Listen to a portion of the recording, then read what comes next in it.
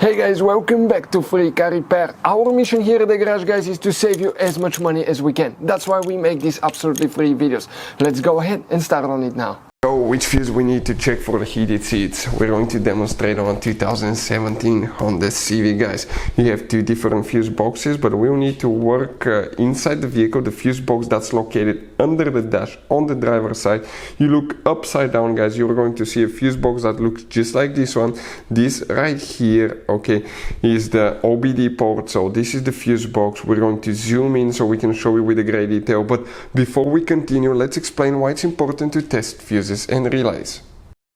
So let me explain why it's super important, guys, to test fuses. Fuses, not often you can see if they're burnt or they're good. Sometimes they may seem perfectly fine, you think it's a good fuse, you put it back in and you end up spending money and time on parts and problems that do not exist, guys, when all you had to do, test your fuse, find out it's bad, replace it, fix your problem. So we will have a video how to test a fuse, okay, different kinds of fuses, and how to test relays, guys. We're going to put the link in the description of the video below specifically to that video. Please check it out.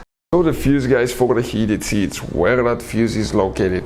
If you guys come right here on the bottom, you have fuse number 1 through 13, 14 through 26, 27 through 39.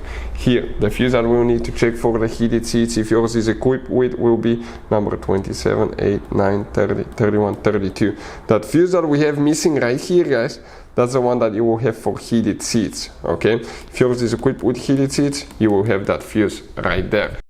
Hey guys, hopefully the video was helpful.